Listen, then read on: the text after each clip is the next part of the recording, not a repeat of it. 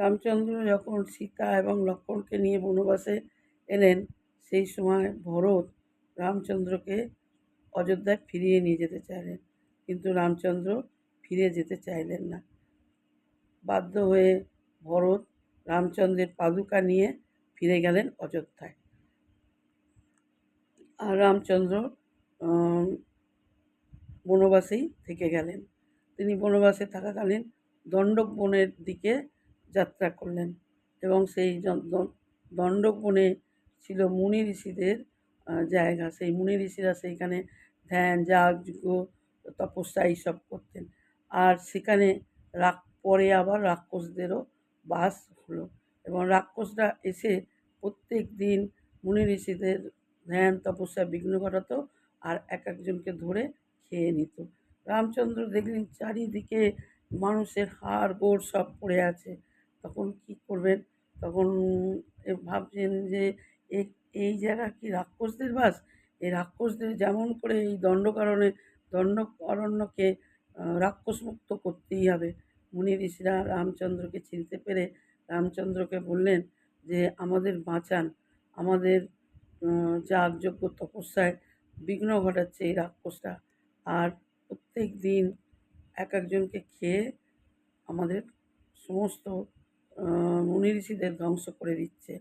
তখন রামচন্দ্র বললেন, ঠিক আছে, এই দণ্ডকারণ্য আমি রাক্ষস মুক্ত করব। তখন তিনি রাক্ষসরা কিন্তু রামচন্দ্রকে ভয় পেতেন। যখন বিশ্বামিত্র মুনির সঙ্গে তারকা বধ করেছিলেন, সেই থেকে রাক্ষসরা রামচন্দ্রকে ভয় পেতেন। রামচন্দ্র তখন সেই দণ্ডকারণ্যে থাকাকালীন এক একটা রাক্ষস বধ করতে শুরু করলেন। করতে করতে তখন শেষে তারকা রাক্ষস শূর্পণখা, রাবণের যে বোন শূর্পণখা ভয় পেয়ে ফিরে গেল লঙ্কায়। লঙ্কায় ফিরে গিয়ে রাবণকে বললেন যে, রামচন্দ্র এসেছে দণ্ডকারণ্যে, সমস্ত রাক্ষস বংশ ধ্বংস করে দিচ্ছে, আর তার স্ত্রী আছে অতীব সুন্দরী। তখন রাবণ তার বোন শূর্পণখার মুখে শুনে রাবণ কী করলেন? লুকিয়ে লুকিয়ে সমস্ত কিছু দেখতে লাগলেন। দেখলেন যে তিনজনে থাকে এবং সীতাকে লক্ষ্য করতে লাগলেন। তারপরে একদিন কী করলেন? মারীচ বলে যে রাক্ষস ছিল, মারীচকে বলল, তোমাকে মায়াবিনী হরিণ সাজতে হবে, হরিণ সেজে তোমাকে সীতার কাছে যেতে হবে। প্রথমে মারীচ ভয় পাচ্ছিল, কিছুতেই যাবে না। তারপরে বাধ্য হয়েই মারীচ যায়। গিয়ে হরিণের সীতাদের কাছে গিয়েই মারীচ দেখা দেয় এবং সীতাদেবী হরিণকে দেখে খুব ভালো লাগে। তখন তাঁর স্বামী রামচন্দ্রকে বললেন যে, হরিণটা আমাকে এনে দাও। তখন রামচন্দ্র কী করলেন? সেই হরিণটাকে ধরতে যায় এবং যতই যায় হরিণটা ততই চলে যাচ্ছে, কিছুতেই ধরতে পারছেন না। তখন রামচন্দ্র ভাবলেন যে নিশ্চয়ই কোনো মায়াবিনী। তখন কী করলেন? তাকে বধ করে। বধ করার পর মুহূর্তেই দেখে সত্যিই ওটা রাক্ষস। তখন মারীচ কী করলো? রামের কণ্ঠস্বর অনুসরণ করে লক্ষ্মণ, সীতা বলে চিৎকার করতে লাগলো। তখন সীতা তো সেই মারীচের রামের মতো আওয়াজ শুনে, কণ্ঠস্বর শুনে ভয় পেয়ে গিয়ে লক্ষ্মণকে বলছে, ভাই লক্ষ্মণ, তোমার দাদা বিপদে পড়েছে, এখনই রক্ষা করতে হবে তাকে।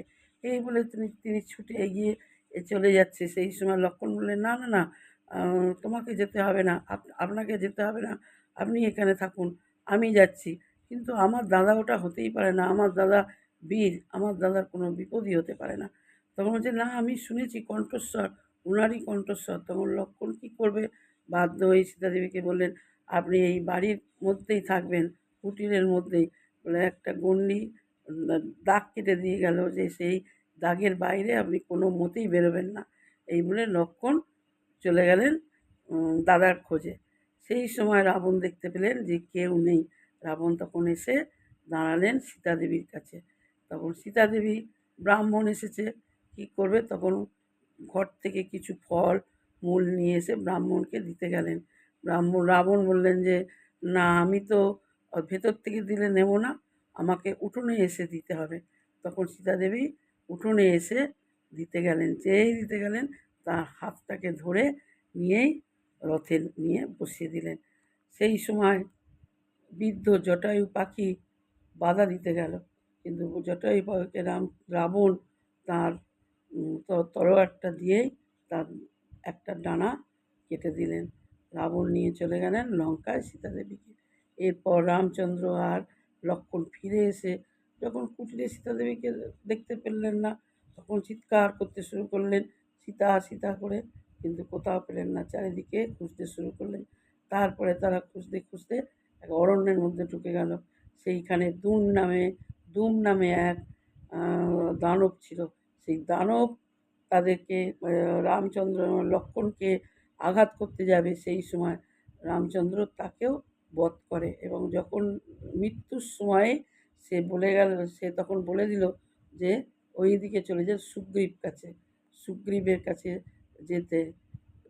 সেই সুগ্রীবই রক্ষা করবে সীতাদেবীকে। তখন রামচন্দ্র চলে গেলেন সেই সুগ্রীবের কাছে। তখন সুগ্রীব হনুমানকে পাঠালেন লঙ্কায়। তারপরে লঙ্কা থেকে তো হনুমান সীতাদেবীকে উদ্ধার করেছিলেন। সেইটা হচ্ছে কিষ্কিন্ধা কাণ্ড। বন্ধুরা, কেমন লাগলো তোমরা একটু বলবে। কিষ্কিন্ধা পার হয়ে হনুমান গিয়েছিল লঙ্কায়। লঙ্কা থেকে গিয়েই সীতাদেবীকে উদ্ধার করেছিল। সেটা আবার পরের কাহিনী। তোমাদের কীরকম লাগলো তোমরা কিন্তু একটু বলবে।